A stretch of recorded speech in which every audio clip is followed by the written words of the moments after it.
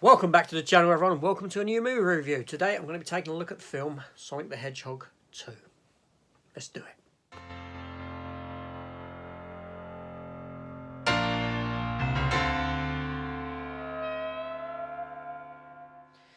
Okay, yeah, so on April the 1st of 2022, with a PG rating and a 2 hour and 2 minute runtime, saw the release of Sonic the Hedgehog 2. Now, I've sat down, I've watched it, I thought I'd give you my thoughts. This is obviously the sequel to the surprise hit Sonic the Hedgehog 1 from a couple of years ago. This film was directed by Jeff Fowler, returning director from the first film. So he's come back to the proceedings with his second one, which is always great when you get a decent director returning to that director's chair. Also returning with him is James Marsden as Tom Wachowski, Jim Carrey as Dr. Robotnik, Teek Sutter as Maddie, Ben Schwartz as the voice of Sonic, and this time around they are joined by other individuals, including Idris Elba as the voice of the character Knuckles. So let's talk about this film. So story-wise, this film catches up with Dr. Robotnik being stuck on the Mushroom Planet. He manages to escape when these other individuals come down to the planet. He utilises them as a means of a way of getting off. He heads back to Earth, but he brings with him Knuckles, who he is introduced to on the planet. Knuckles is another creature from the Sonic franchise who wants to get at Sonic because of what happened with the owl in the first one and all this sort of stuff. The little tribe that was attacking the owl, he's one of them. So anyway, so he joins Dr. Robotnik on his ploy to world domination, take over the world, kill Sonic, this sort of a thing. Now, this film does a trope that these sort of films do in a sequel. They try and get rid of the human element. So James Marsden, as Tom Wachowski, and his wife Maddie, they head off to a wedding elsewhere. Only it's not as bad as what I make it sound. That's how I assumed it would be at the start of the film when I saw what was going on with the story-wise. Sonic is being left alone, but Sonic meets up with Tails, who comes to help him. And they go on this globe-trotting adventure to find this gem. Dr. Robotnik's after the gem as well. Dr. Robotnik's using Knuckles to his advantage because he's big and brawly. But Knuckles starts to see something in Sonic as the film goes on.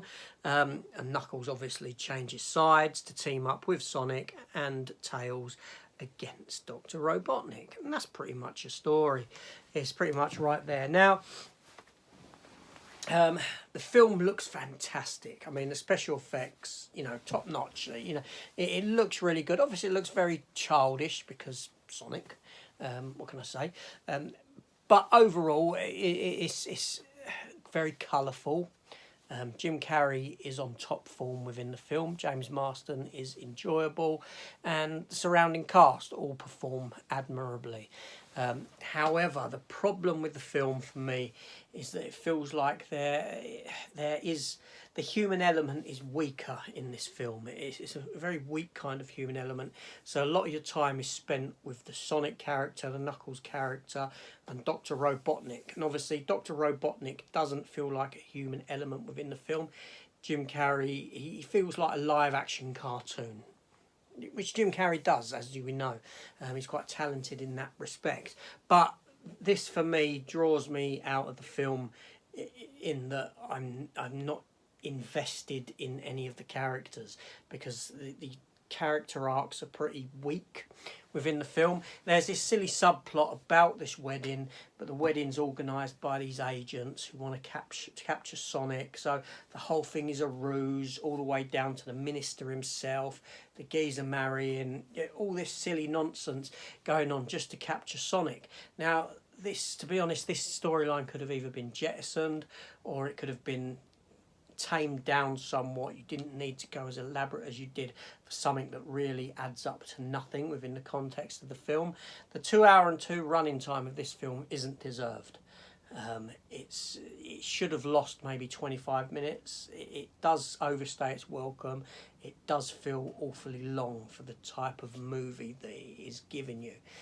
That being said, The film is enjoyable enough.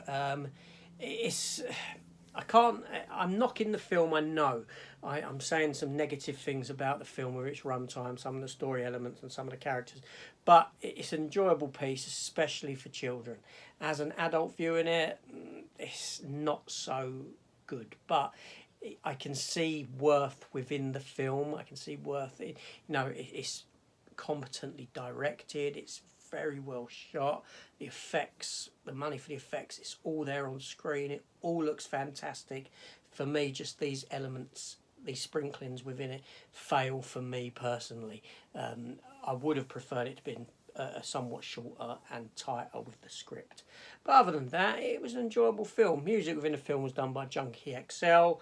I've come away from the film not really noticing the musical score, which is never good. I'm not saying the musical score is rubbish or doesn't work for the film. I'm saying that it didn't step itself above the proceedings of the film. Nothing really stood out to me as being, wow, that's a pretty damn good soundtrack this film's got. But overall, a wonderful one for kids, maybe not so much for the adults. Anyway, this is AJ, just a quick chat about that there film. Thanks for watching. I'll see you on the next one. Take care all, and goodbye.